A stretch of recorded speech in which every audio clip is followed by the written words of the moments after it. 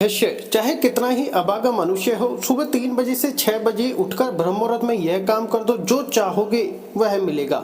एक समय की बात है, माता पार्वती ने भगवान शिव से पूछा, स्वामी मैंने देखा है कि चाहे कितना ही अभागा मनुष्य हो, अगर वह सुबह के समय ब्रह्म मुहूर्त में उठता है तो वह बहुत सुखी रहता है, ऐसा क्यों है?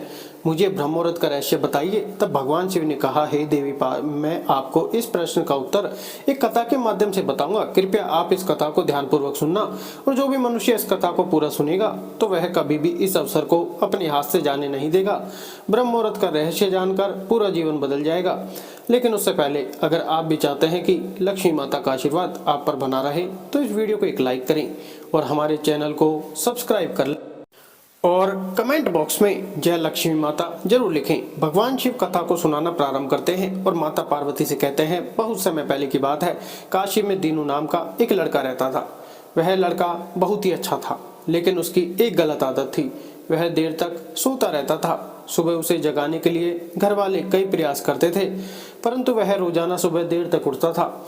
वह लड़का कभी भी 9 बजे से पहले नहीं उठता था। जब वह बालक था तब परिवार वालों ने सोचा कि जब यह बड़ा हो जाएगा तो इसकी आदत में सुधार हो जाएगा, परंतु वह लड़का जैसे जैसे बड़ा होता गया उसकी यह आदत और भी ज्यादा गहरी होती चली गई। दुनिया इधर से उधर हो सकती थी, लेकिन वह लड़का कभी भी जल्दी नहीं उठ पाता था। उसके पिता उसकी इस आदत से बहुत ज्यादा परेशान रहने लगा था। उस लड़के को ढेरों नकारात्मक शक्तियों ने घेर लिया था।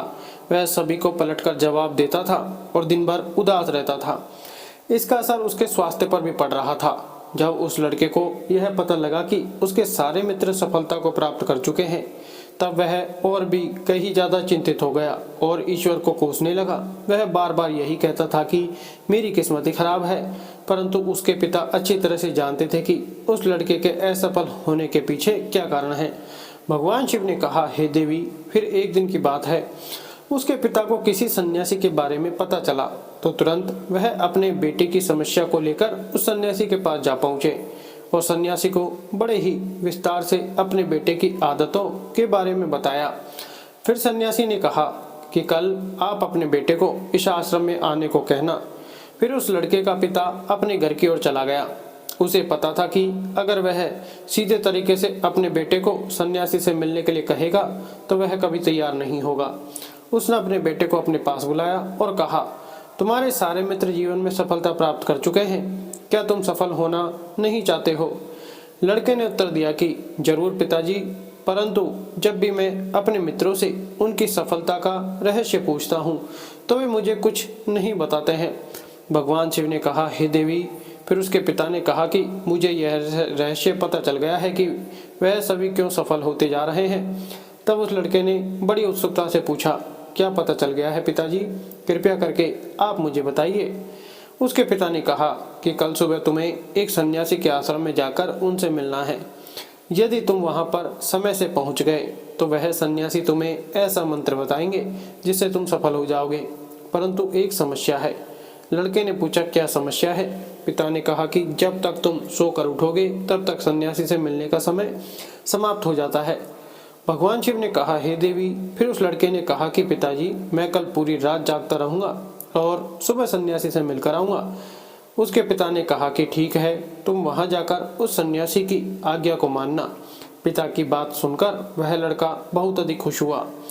जीवन में पहली बार रात्रि में वह जागता रहा, परंतु थोड़ी ही समय में उसे नींद आ गई और वह सो गया।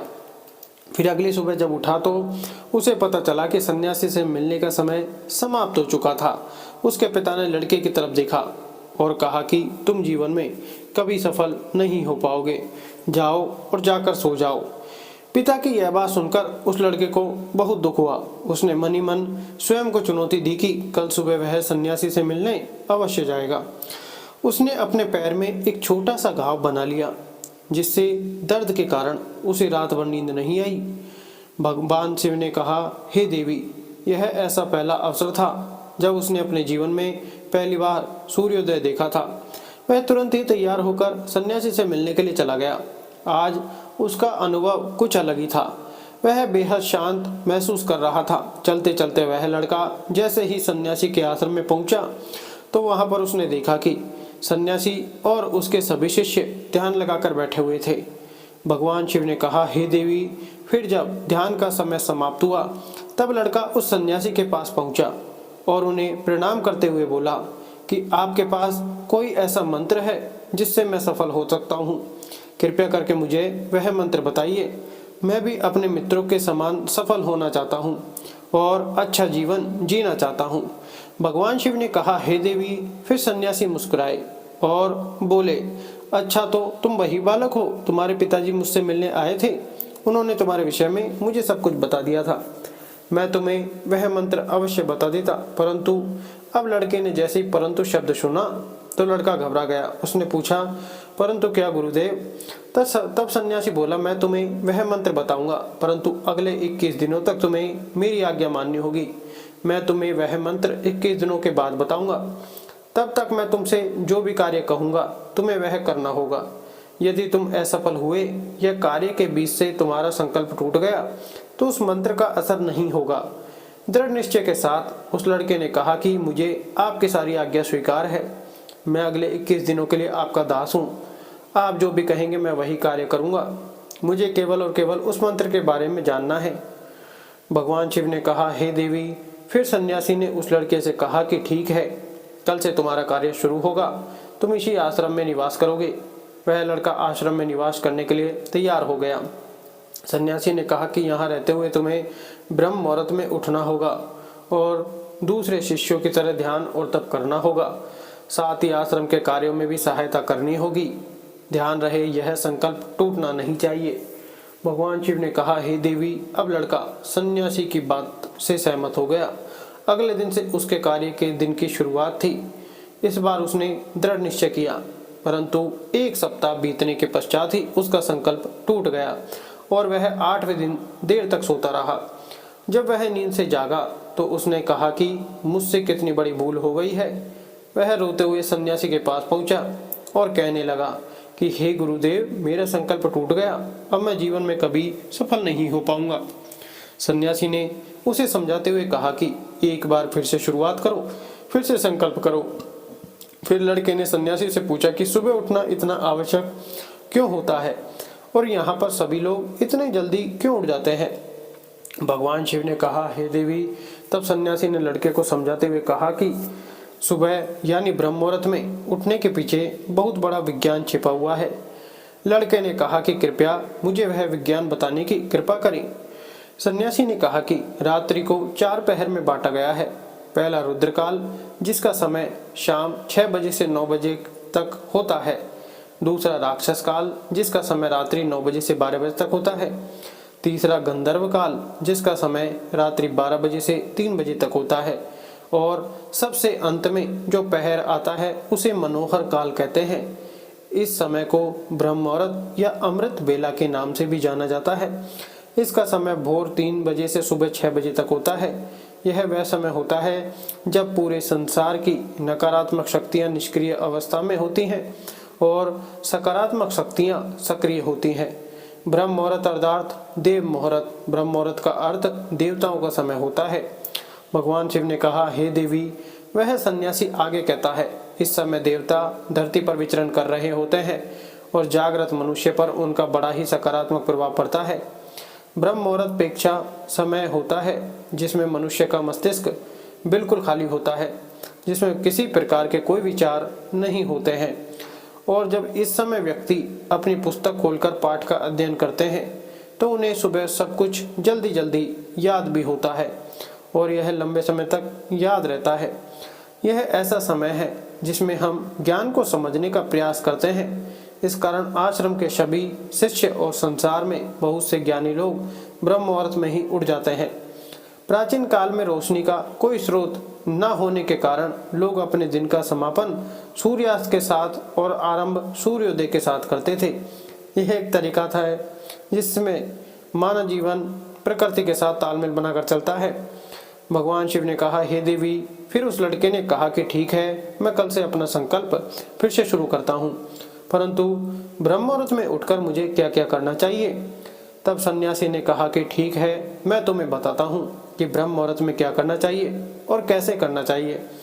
सबसे पहले उठकर धरती माता पर पांव रखने से पहले धरती माता को प्रणाम करना चाहिए और अपनी दोनों हथेलियों को देखना चाहिए और ईश्वर को धन्यवाद देना चाहिए कि उन्होंने तुम्हें आज का सूर्योदय देखने का अवसर दिया है।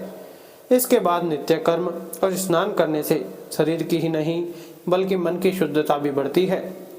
स्नान करने के पश्चात ध्यान की प्रक्रिया होती है। ब्रह्म मुहूर्त में ध्यान की अवधि 21 दिन तक होती है। इस विधि का उपयोग तब किया जाता है जब आप अपनी कोई मनोकामना की पूर्ति चाहते हैं। यह ऐसा समय होता है जब व्यक्ति अपने आज्ञा चक्र को सक्रिय करने पर काम करते हैं। भगवान शिव ने कहा, हे देवी, आगे वह सन्यासी कहता है, आज्ञा चक्र दोनों बाहों के बीच होता है। यह संकल्प का स्थान भी कहा जाता है। अगर इस चक्र पर ध्यान केंद्रित किया जाए और अपनी मनोकामना को बार बार दोहराया जाए तो मात्र 21 दिनों के भीतर वह मनोकामना पूरी हो जाती है। अगर आपके मन में कोई अधूरी मनोकामना है और आप उसे पूरी करना चाहते हैं, तब सबसे पहले उस मनोकामना का स्पष्टीकरण कर ले आपको क्या चाहिए। यह निर्णय अवश्य कर लें। इसके बाद ध्यान की विधि को शुरू करें। ब्रह्म मुहूर्त में स्नान के बाद एक ऐसा स्थान चुनें जहां पर वायु का प्रवेश हो। ध्यान में शुद्ध प्राणवायु का होना आवश्यक होता है।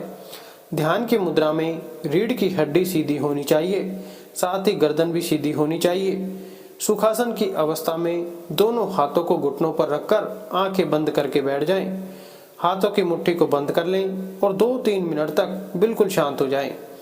जब आपका शरीर स्थिर हो जाए और श्वास भी शांत हो जाए, तब उसके बाद अपना सारा ध्यान आज्ञा चक्र पर लगाएं। इस दौरान लंबी गहरी सांस लें और सांस को रोक कर रखें।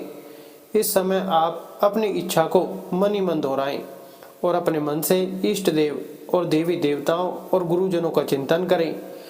भगवान शिव ने कहा, हे देवी, उस सन्यासी ने कहा, जब सांस को रोकना कठिन हो जाए तब धीरे धीरे सांस को बाहर की ओर छोड़ें। सांस को नाक से भरें और मुख से बाहर छोड़ें। इस प्रक्रिया को 3 से 4 बार प्रतिदिन दोहराएं। ऐसा प्रतिदिन करने से आपकी जो मनोकामना है वह अवचेतन मन तक अवश्य पहुंच जाएगी और इच्छा पूर्ति जल्दी होगी। आज्ञा चक्र सक्रिय होता है और हमारी आज्ञा को पूरा करता है। सांस को रोककर रखने के दौरान शरीर में आपातकाल की स्थिति हो जाती है, जिससे कि आप बेकार की बातें सोचने और विचार करने से बचते हैं। ब्रह्म मुहूर्त के समय ईश्वर की विशेष कृपा होती है और कोई भी व्यक्ति अपनी मनोकामना को इस समय दोहराता है तो उसकी इच्छा जल्द से जल्द पूरी होती है। भगवान शिव ने कहा, हे देवी, इस प्रकार सन्यासी ने उस लड़के को ब्रह्म मुहूर्त का महत्व बताया। अगले 21 दिनों तक उस लड़के ने बड़े ही मन के साथ इस प्रक्रिया को अपनाया। अब वह बहुत ही ज़्यादा अनुशासित और शांत स्वभाव का बन चुका था। उस लड़के ने जैसे ही अपना संकल्प पूरा कर लिया, उसके बाद वह लड़का बड़े ही प्रसन्न भाव से सन्यासी के पास पहुंचा और कहने लगा, हे गुरुदेव, मैंने 21 दिनों का संकल्प पूरा कर लिया है। अब कृपया मुझे सफल होने का मंत्र बताइए। तब उस सन्यासी ने मुस्कुराते हुए कहा कि पिछले 21 दिनों से जो अभ्यास तुम करते हुए आ रहे हो वही तुम्हारी सफलता का मंत्र है। जो व्यक्ति ब्रह्म मुहूर्त में उठकर ध्यान प्रक्रिया को सही से करते हैं वह जीवन में कभी असफल नहीं हो सकते। तुम्हें ब्रह्म मुहूर्त का रहस्य पता चल चुका है। अब तुम इसे जीवन पर्यंत करो, तुम्हें जीवन के लक्ष्य और सफलता दोनों प्राप्त होंगे। उस लड़के ने सन्यासी को धन्यवाद दिया और ब्रह्म मुहूर्त के नियमों का पालन जीवन पर्यंत तक करने का भी वादा किया। भगवान शिव ने कहा, हे देवी, अब तो आपको पता चल गया होगा कि ब्रह्म मुहूर्त क्या होता है। तब माता पार्वती ने कहा, हे स्वामी, अब मुझे ब्रह्म मुहूर्त का संपूर्ण ज्ञान हो गया है। इतना कहकर माता पार्वती ने भगवान शिव को प्रणाम किया। वीडियो अगर पसंद आया हो तो वीडियो को लाइक और हमारे चैनल को सब्सक्राइब करें और अपने दोस्तों के साथ शेयर करें। धन्यवाद। राधे राधे।